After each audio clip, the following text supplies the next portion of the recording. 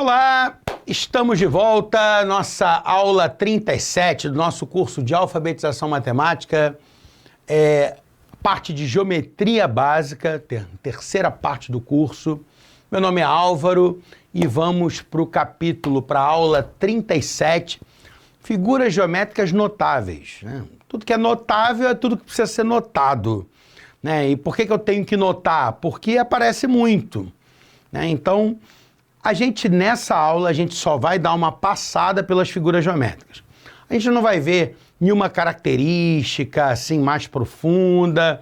A gente vai aprender a identificar as figuras geométricas mais usuais, tá bem? Para a gente poder já se situar na geometria. As três figuras geométricas mais básicas são as que a gente viu na aula passada, que são as que nos dão os termos primitivos. O ponto, representado geralmente por uma letra latina do nosso alfabeto, maiúscula.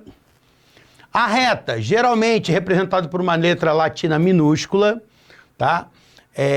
Tem gente que bota a setinha de um lado do outro, tem gente que não coloca, não tem problema. A reta também pode ser representada por dois de seus pontos, assim, ó, reta B com a setinha dupla em cima. Tem gente que representa diferente, tá? A gente tem que saber, em matemática, que não existe, assim, um padrão de representação internacional. Mais ou menos, cada autor representa a sua maneira, então a gente tem que... Quando a gente lê um livro, o autor define, né, a forma dele de escrever pra gente, e a gente tem exata noção do que ele está escrevendo. Mas quando é uma questão, às vezes é uma questão de prova, às vezes é uma questão de concurso, de vestibular, né, a gente tem que usar o nosso bom senso, tá? Aqui, ó, reta B, setinha dupla em cima. Se ele botar só um tracinho em cima, dependendo se ele estiver se referindo à reta, tudo bem, né? As duas setinhas para um lado e para o outro, é porque a reta é infinita para a direita e para a esquerda, como a gente já viu. O plano pode ser representado por uma figura como essa, que a gente vai ver que é um paralelogramo, tá? Um paralelogramo, aqui, ó. Ou pode ser representado por uma figura como essa, que é um trapézio, tá? Um trapézio, como isso aqui, tá bom? De uma forma geral, da ideia do topo de uma mesa, como a gente falou, né? Aqui um topo da mesa visto em profundidade e aqui uma mesa vista de lado, tá? Eu tô vendo aqui a mesa de lado.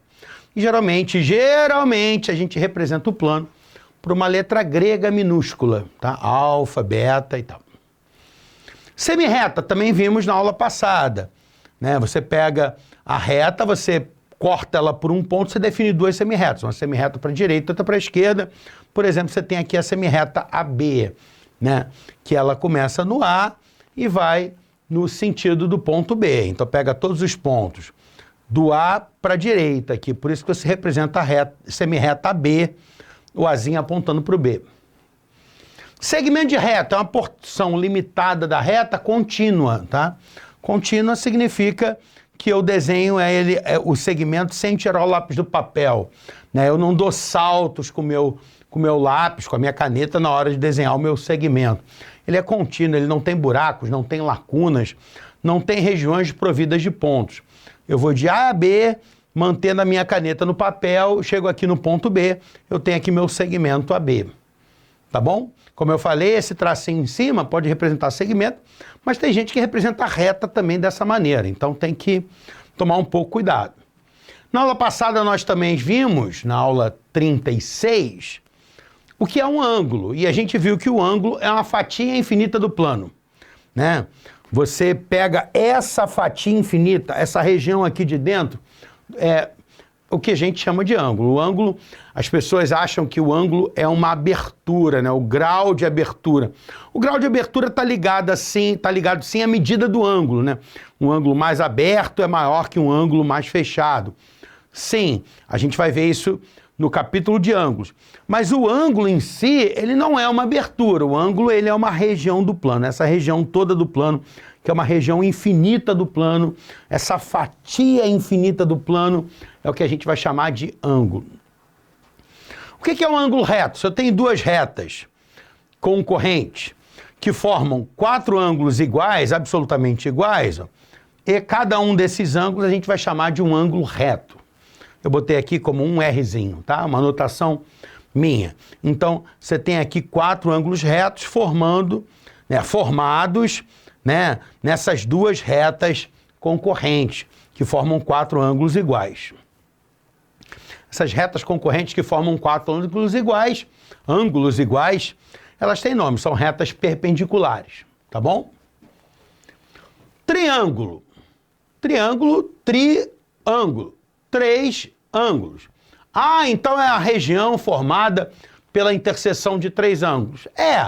Você tem aqui esse ângulo verde, né? Esse ângulo aqui verde, esse ângulo aqui azul, esse ângulo aqui vermelho, e a região de interseção do ângulo azul, do ângulo verde e do ângulo vermelho é o que a gente vai chamar de triângulo.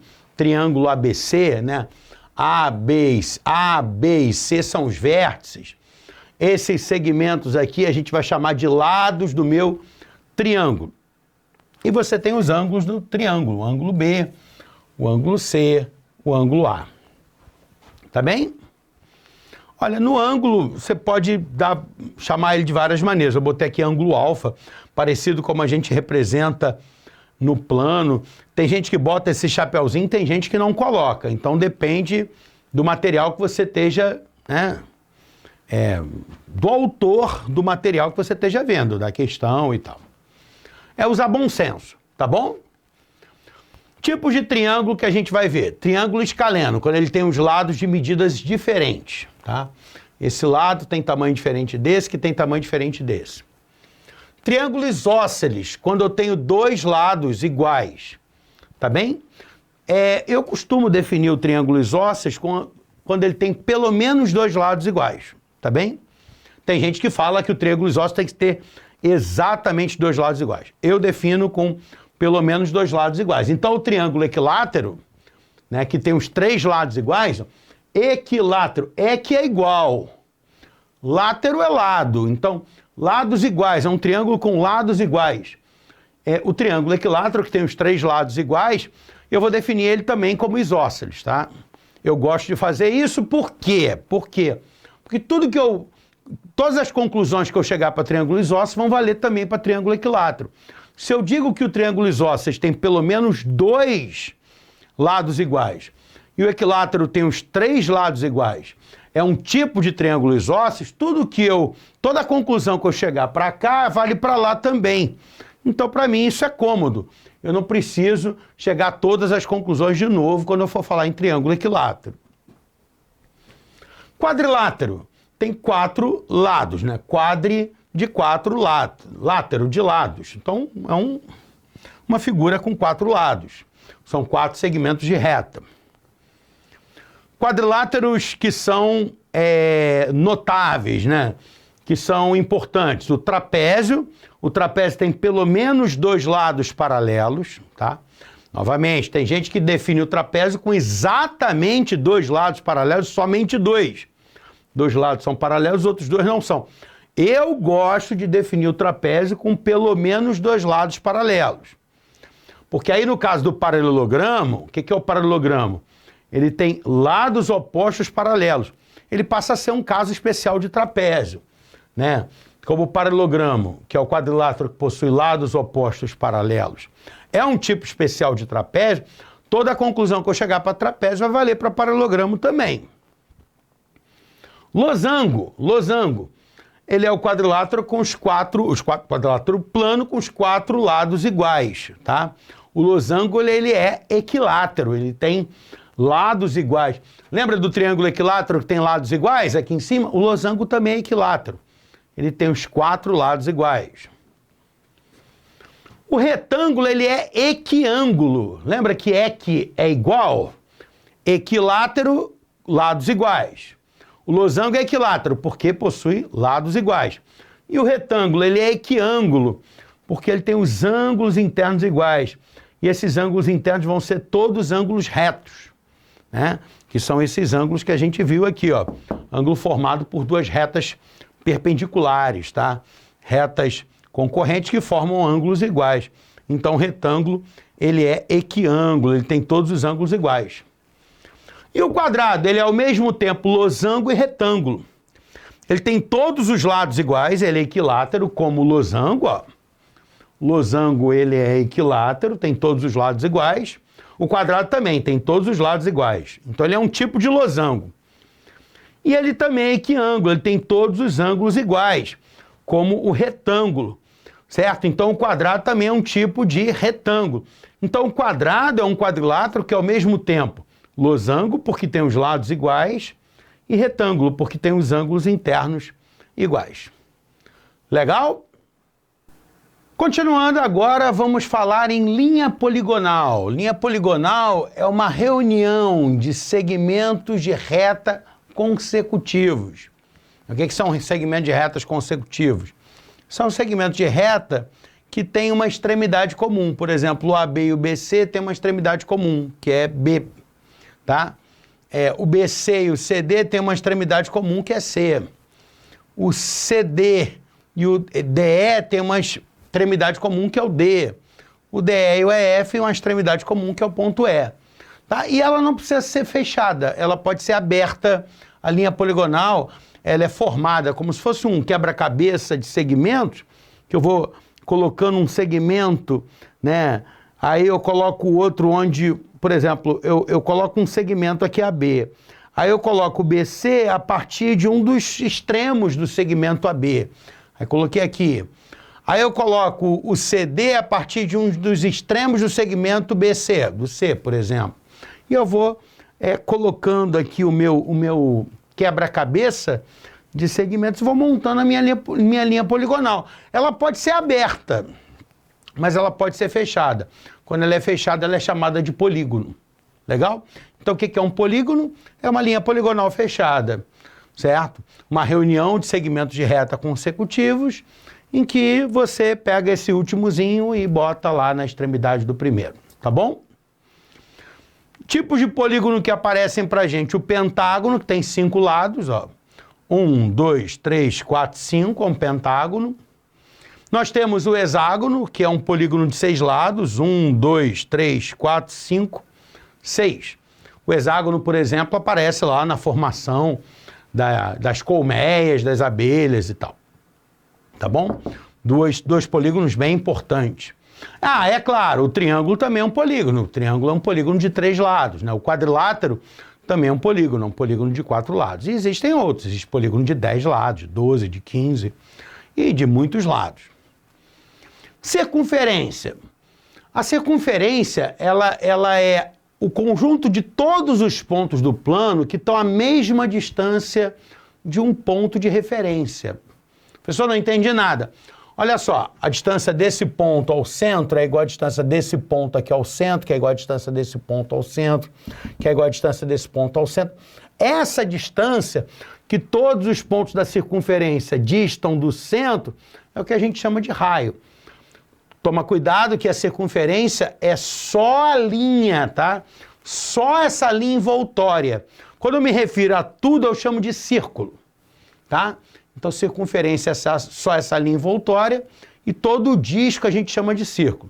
Novamente, de autor para autor, isso pode mudar. Pode acontecer do sujeito chamar de círculo a linha envoltória, tá? Isso não está tão amarrado assim como sei lá, se deveria ou se não deveria, tá bem? Mas existe uma liberdade para o autor definir a sua maneira em matemática, tá bom? Então, o cara está errado, o autor está errado, o livro está errado, porque definiu círculo como a linha envoltória. Vamos com calma, tá? Vamos com calma.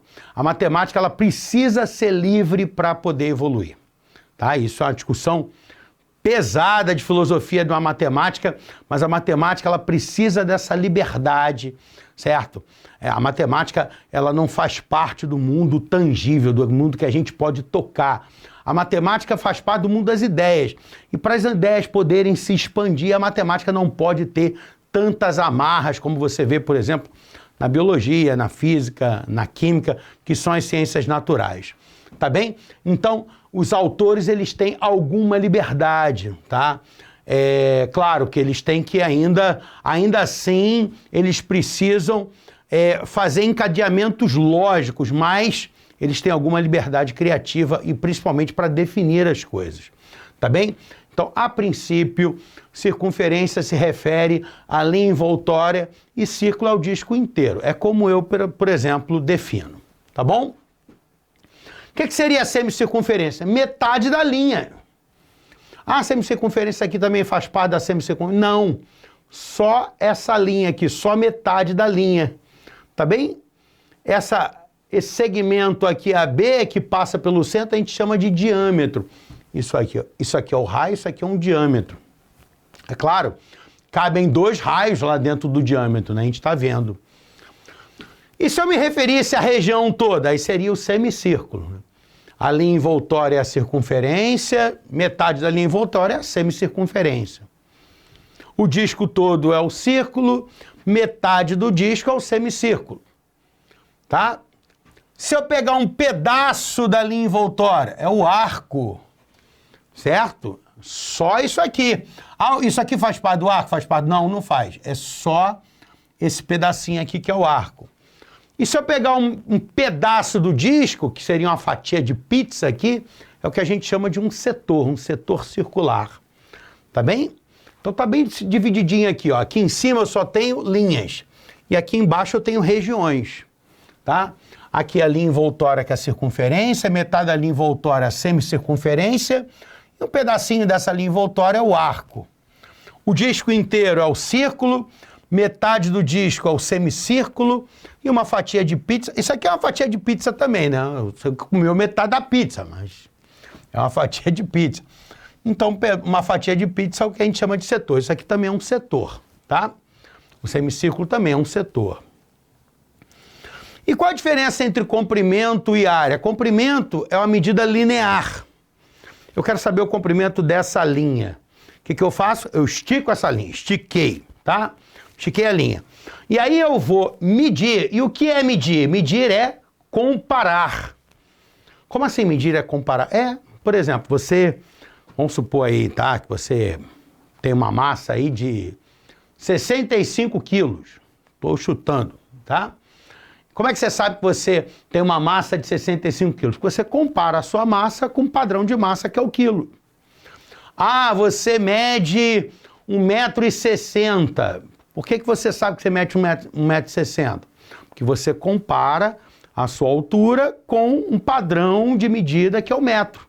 Então, da mesma maneira que você mediu a sua massa, comparando a sua massa com o padrão de massa que é o quilo, você mede a sua altura comparando com o padrão de medida de comprimento, que é o metro. Por exemplo, você tem uma jarra de 3 litros. Como é que você sabe que a jarra tem 3 litros? Você vai comparar o espaço interno daquela jarra, né, com o espaço interno padrão, que é o litro.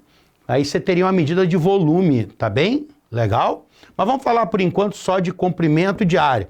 Comprimento é uma medida linear.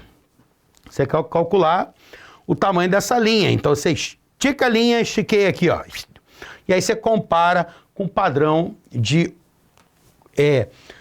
medida de comprimento. Tá? Você vê quantas vezes esse padrãozinho cabe nessa linha. A quantidade de vezes que esse padrãozinho couber nessa linha, você tem o comprimento da linha. A área é a mesma coisa, tá? Você quer medir essa superfície, né? A dimensão dessa superfície.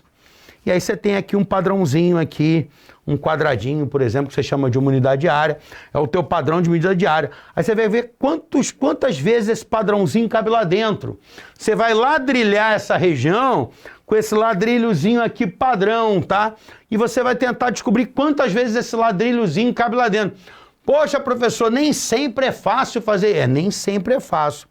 Nem sempre vai dar uma medida bonitinha, né? Tipo, eu tenho aqui um segmento, no caso, uma linha de 10 unidades de comprimento. Nem sempre vai dar um número assim bonitinho, sabe? Às vezes vai dar um número quebrado. Mesma coisa para a área. Nem sempre vai dar a quantidade de ladrilhozinhos lá dentro, para eu contar, vai dar uma quantidade inteira bonitinha. Como, por exemplo, aí na sua cozinha, pode ser que não deu uma quantidade certinha de ladrilho aí no chão, tá? Então, tem algum ladrilho que está cortado e tal, ou seja, a mesma coisa, tá? Então, comprimento a gente vai medir por comparação, porque a gente mede por comparação. A gente vai comparar o tamanho dessa linha com uma unidade de medida de comprimento, que chamei de uma unidade de comprimento. Pode ser o metro, centímetro. E área, né? É uma medida de superfície, que a gente vai comparar essa superfície com uma unidade de medida de área, unidade de medida de área, que eu botei aqui um quadradinho, tá? Que eu vou medir quantos quadradinhos cabem lá dentro, ladrilhando essa região. Legal? Beleza? Vamos adiante.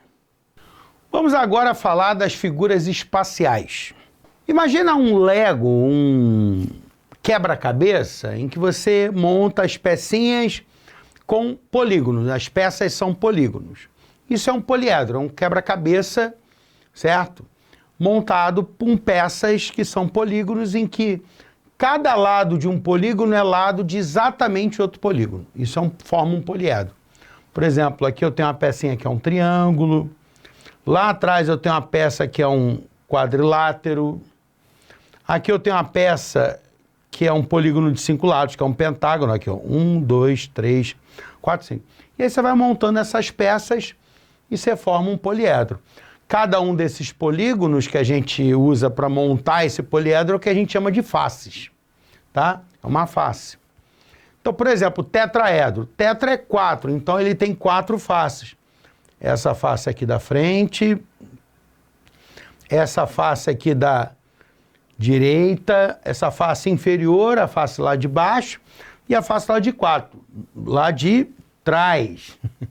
São 4 faces, né? A quarta face.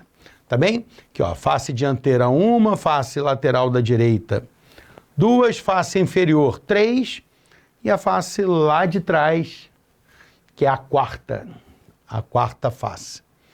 O octaedro também, só que é octa, ele tem 8 faces, né? Você tá vendo aqui, ó, que ele é o tal do balãozinho. Se você pegar aqui em cima, são 4 triângulos encaixados, embaixo mais 4 triângulos encaixados, formando um octaedro, né? Um poliedro de 8 faces. Tá bem? Tetraedro é comum de aparecer, octaedro também, mas o mais comum mesmo são os hexaedros. Por que é chamado de hexaedro? Porque tem 6 faces, tá?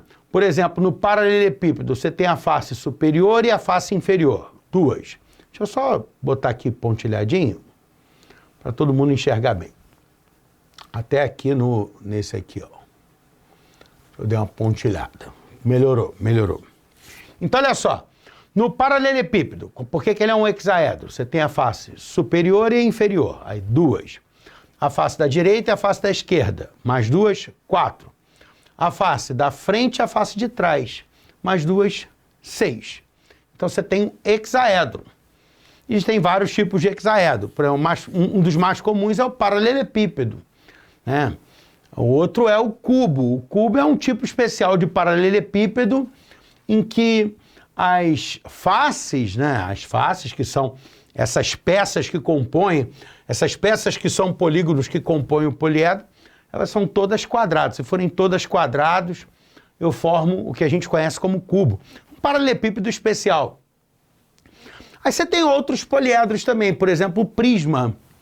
Como é que é construído o prisma? Você pega um polígono igualzinho embaixo e em cima, certo? E eles são ligados por retas paralelas.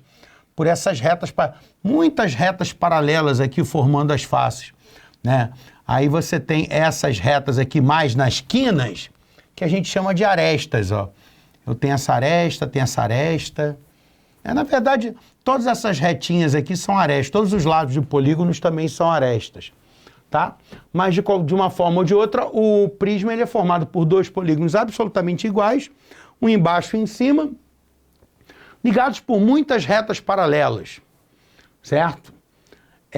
Por exemplo, esse aqui é um prisma de base triangular, um prisma triangular.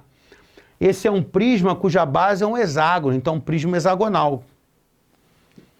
Você também tem as pirâmides. Por exemplo, você tem aqui uma pirâmide quadrangular. Você tem um quadrilátero, um pontinho lá em cima e a partir desse pontinho eu vou ligando a cada ponto do quadrilátero por essas retas verdes, certo?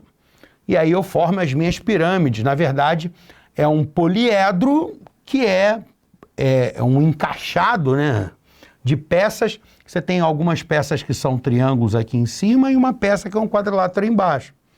Isso aqui é uma pirâmide quadrangular. Você está vendo o tetraedro? O tetraedro também é uma pirâmide, tá?